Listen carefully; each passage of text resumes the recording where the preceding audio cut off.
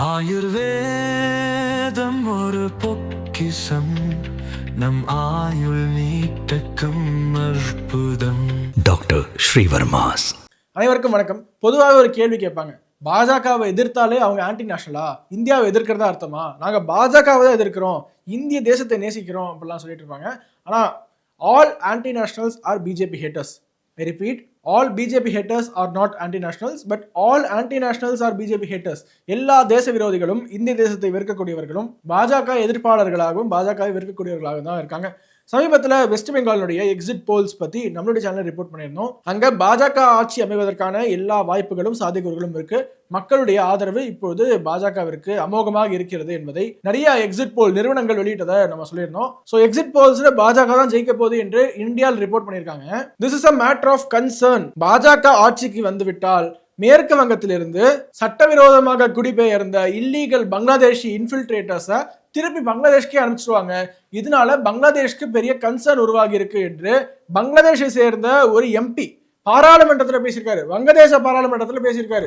আমরা এমন একটা রিজিয়নে আঞ্চলিক একটা অবস্থায় পৃথিবীর এমন একটা স্থানে আমাদের অবস্থান যেখানে আমরা অনেকগুলো বাস্তবতার সঙ্গে আমরা জড়িয়ে আছি।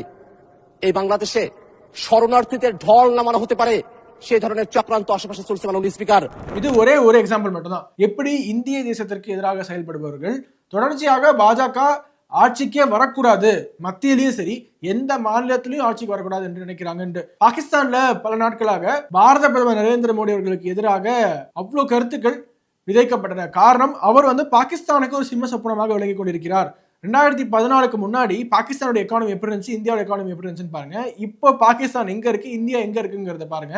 2016 நவம்பர் மாதம் டிமானிட்டைசேஷன் கொண்டு வந்து பாகிஸ்தானுடைய ஃபேக் கரன்சி அந்த கான்ஸ்பிரசிக்கு எதிராக மிகப்பெரிய சம்மட்டி அடி கொடுத்தது நரேந்திர மோடி அவர்கள். இந்தியாவுக்கு எதிராக நடைபெறக்கூடிய அனைத்து சதிகளையுமே முறியடித்து ஒரு வலுவான இந்தியாவாக இந்த தேசத்தை உருமாற்றி வைத்திருப்பது பல நாடுகளுக்கு அச்சுறுத்தலாக இருக்கிறது.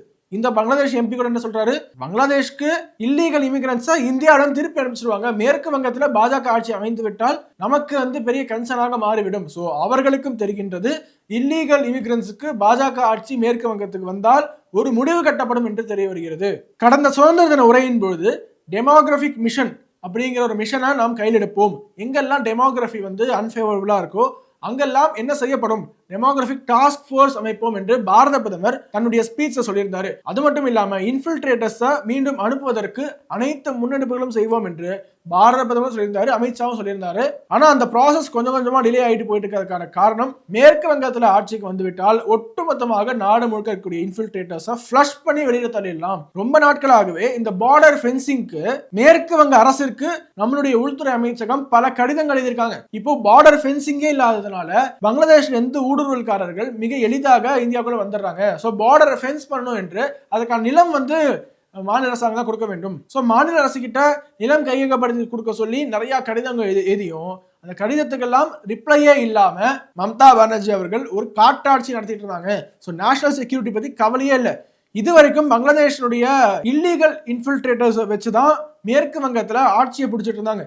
இந்த முறை எஸ்ஐஆர் பணி மூலமாக பங்களாதேஷ்ல இருந்து வந்த இல்லீகல் இமிகிரன்ஸுடைய ஓட்டர் அந்த லிஸ்ட் எல்லாம் கிளீன் பண்ணி இந்திய தேசத்தினுடைய வாக்காளர்கள் மட்டும்தான் ஓட்டர் லிஸ்ட் இருக்க வேண்டும் என்று ஓட்டர் லிஸ்ட் எல்லாம் ரொம்ப தூய்மையாக்கி ஒரு நேர்மையான முறையில இப்பொழுது அங்க தேர்தல் நடந்து முடிந்திருப்பதனால பலருக்கும் தூக்கம் கெட்டு போயிருச்சு. மம்தா பானர்ஜி அவர்கள் நேத்திலிருந்து வீடியோ மேல வீடியோ போட்டு எனக்கு எதிராக சதி நடக்குது, பெங்காலுக்கு எதிராக சதி பண்றாங்க, எப்படியாவது பாஜக ஆட்சிக்கு அமைய வேண்டும் என்று பிரதமரும் அமித்ஷா அவர்களும் பல்வேறு வழிகளை கையாளுறாங்க, பல்வேறு யுக்திகளை கையாளுறாங்க.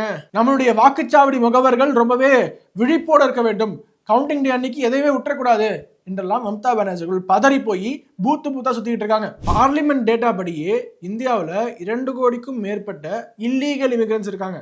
லீகல் இல்ல, இல்லீகல். அப்போ இவங்க எல்லாம் தேசத்திற்கு எவ்வளவு பெரிய நேஷனல் செக்யூரிட்டி த்ரெட் என்று நினைச்சு பாருங்க. பாஜக ஆட்சிக்கு வந்துடக்கூடாது, பாஜக ஆட்சிக்கு வந்துட்டா இவங்களை ஃப்ளஷ் பண்ணிடுவாங்க என்று ஒரு பங்களாதேஷ் எம்பி பேசுறாங்கன்னா அப்போ நம்மளுடைய ஆதரவு எந்த கட்சிக்கு இருக்க வேண்டும் என்பதை இந்திய மக்களாகிய நாம் தான் உணர வேண்டும், உணர்ந்து அந்த கட்சிக்கு வாக்களிக்க வேண்டும். மம்தா பானர்ஜி அவர்கள் we will welcome refugees from Bangladesh என்று ஓப்பனா பேசியிருக்காங்க.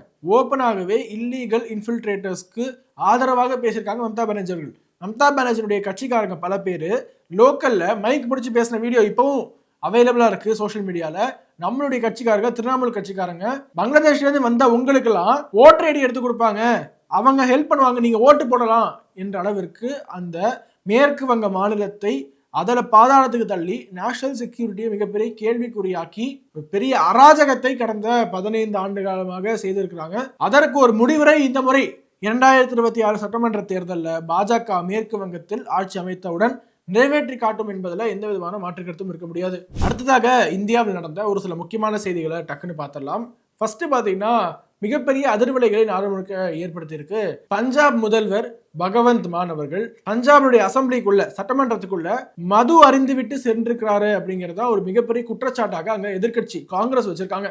உடனடியாக பகவந்த் மானுக்கு ஒரு டோப் டெஸ்ட் எடுக்கணும், அதாவது அவர் குடிச்சிருக்காரா இல்லையாங்கிறது ஒரு டெஸ்ட் எடுத்து பார்க்கணுங்கிற அளவுக்கு பகவந்த் மான் அவர்களுடைய பேச்சு சட்டமன்றத்தில் அவ்வளவு கீழ்த்தரமாக இருந்திருக்கு என்பதுதான் அங்க எதிர்கட்சியான காங்கிரஸ், இண்டி கூட்டணியில் இருக்கிற ஒரு கட்சியான ஆம் ஆத்மி, அதனுடைய முதலமைச்சர் பகவந்த் மான், இண்டி கூட்டணியில இன்னொரு கட்சி காங்கிரஸ், இவங்க 2 பேருக்குள்ள அங்க ஒரு பிரச்சனை போயிட்டு இருக்கு.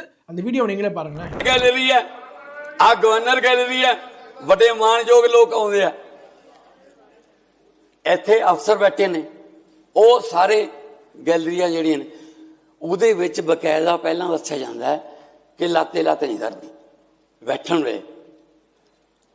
ਬਿਲਕੁਲ ਹਿੱਲਣਾ ਨਹੀਂ, ਬਸ ਐਂ ਹੀ ਰਹਿਣਾ। ਤੇ ਸਰ ਇੱਥੇ ਇੱਥੇ ਇੱਥੇ ਤੇ ਉਹਨਾਂ ਨੂੰ ਕਿਹਾ ਗਿਆ ਤਾਂ ਉਹਨਾਂ ਨੇ ਠੀਕ ਕਰ ਲਈ। ਉਹ ਤਾਂ ਮੈਂਬਰ ਨਹੀਂ, ਉਹ ਮੈਂਬਰ ਨਹੀਂ ਹੈਗੀ। ਤੂੰ ਤਾਂ ਮੇਰੀ ਬੇਟੀ ਬਾਰੇ ਵੀ ਬੋਲੀ ਜਾਂਦਾ, ਤੇਰਾ ਕੀ ਆ ਯਾਰ, तू रहन दे ना, पंजाबी पढ़ाऊंगा मैं, पंजाबी पढ़ाऊंगा। केड़ियां गल्लां बकवास करता यार, बकवास करता है बंदा यार। இந்த பிஹேவியரை பார்த்துட்டு தான் பகவந்த் மானுக்கு மட்டும் இல்ல, ஆம் ஆத்மி கட்சியை சேர்ந்த எல்லா எம்எல்ஏக்களுக்கும் டோப் டெஸ்ட் எடுக்கணும் என்று காங்கிரஸ் ஒரு கோரிக்கை வச்சிருக்காங்க. அடுத்து என்ன நடக்குதுங்கிறத பொறுத்து வந்து பார்ப்போம். அப்படியே நம்ம கொஞ்சம் நார்த் ஈஸ்ட் பக்கம் போறோம்னா, நார்த் ஈஸ்ட்ல 79 ஆண்டுகளாக மிசோரம் கேபிட்டல் எய்ஸ்வால் அப்படின்னு இருக்குங்க. அந்த நகரத்திற்கு ரயில்வே கனெக்டிவிட்டி கிடையாது. ரயில்வே கனெக்டிவிட்டி கூட இல்லாம பல ஆண்டுகளாக ஒட்டுமொத்த நார்த் ஈஸ்டையும் வஞ்சிச்சது காங்கிரஸ். ஸோ பாஜக ஆட்சி வந்ததுலேருந்து வடகிழக்கு மாநிலங்களுக்கு சிறப்பு கவனம் கொடுத்து நிறைய நிதி ஒதுக்கி அங்கே வளர்ச்சி பணிகளை செய்துக்கிட்டு இருக்காங்க. அதனால தான் பல நார்த் ஈஸ்டர்ன் ஸ்டேட்ஸில் பாஜக மீண்டும் ஜெயிச்சுக்கிட்டு இருக்கு. ஸோ ஃபர்ஸ்ட் டைம் எய்ஸ்வாலுக்கு, மிசோரமுக்கு ரயில்வே கனெக்டிவிட்டி கொடுத்துருக்காங்க பாஜக அரசாங்கம். அதோட விஷுவல்ஸ் இன்னைக்கு சோஷியல் மீடியாவில் ரொம்ப வைரலாக போயிட்டு இருக்குங்க.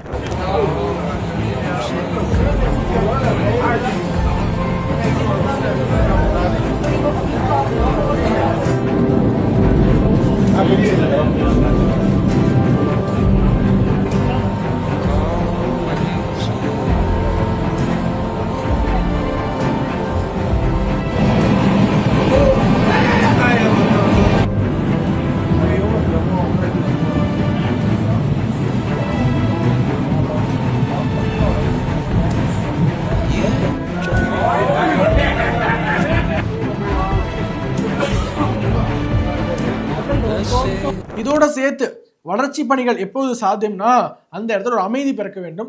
மிசோரம்ல ரொம்ப நாட்களாகவே இந்த கிளர்ச்சி படை, புரட்சி படை என்றெல்லாம் ஒரு சில இன்சர்ஜென்ட் குரூப்ஸ் இருந்தாங்க. அவங்கெல்லாம் ஒவ்வொருத்தராக ஆயுதத்தை சரண்டர் பண்ணி இந்திய அரசாங்கத்துக்கிட்ட சரணடைஞ்சுக்கிட்டு இருந்தாங்க. கடைசியாக இருந்த ஆயுதப்படையும் இந்த நக்சல்ஸ் மாதிரி இன்சர்ஜென்ட் குரூப்ஸுமே தன்னுடைய ஆயுதங்களை கீழே போட்டுட்டு சரணடைஞ்சிருக்காங்க. So Mizoram is now officially insurgent free என்று அறிவிச்சிருக்காங்க மிசோரம் அரசாங்கம். இது நிச்சயமாகவே ஒரு வெல்கம் மூவ் தான். இதுக்கு முன்னாடி இந்தியாவுடைய பல்வேறு பகுதியில் இருக்கக்கூடிய பல்வேறு இன்சர்ஜென்ட் குரூப்ஸ் இந்திய அரசாங்கத்துக்கு எதிராக கிளர்ச்சி செய்கிறோம் என்று நிறைய பேர் கிளம்புனாங்க. அனைவரையுமே அடக்கி ஒடுக்கி இந்தியா முழுக்க நக்சல் ஃப்ரீ ஆக்கி, இன்சர்ஜென்ட் ஃப்ரீ ஆக்கி ஒரு பாதுகாப்பான தேசமாக மாற்றிக்கொண்டிருக்கக்கூடிய பாரத பிரதமருக்கு நன்றி தெரிவித்து விடைபெறுகிறேன். மீண்டும் நாளைக்கு நிறைய முக்கியமான அப்டேட்ஸோட உங்களை சந்திக்கிறேன். வணக்கம். வந்தே மாத்திரம். உலக தமிழ் சொந்தங்களுக்கு வணக்கம். நான் ராஜவேல் நாகராஜன். பேசு தமிழா பேசு வலையொலியுடைய வளர்ச்சிக்கு நீங்களும் உறுதுணையாக இருக்கணும்னு நினச்சிங்கன்னா இந்த வீடியோடைய டிஸ்கிரிப்ஷனில் இருக்கக்கூடிய ரேசர் பே லிங்கை கிளிக் பண்ணுங்கள். அந்த லிங்க்கில் போயிட்டு உங்களுக்கு விருப்பமான தொகையை பேசு தமிழா பேசுவனுடைய வளர்ச்சிக்கு உங்களுடைய பங்களிப்பாக நீங்கள் கொடுக்கலாம். நன்றி, வணக்கம்.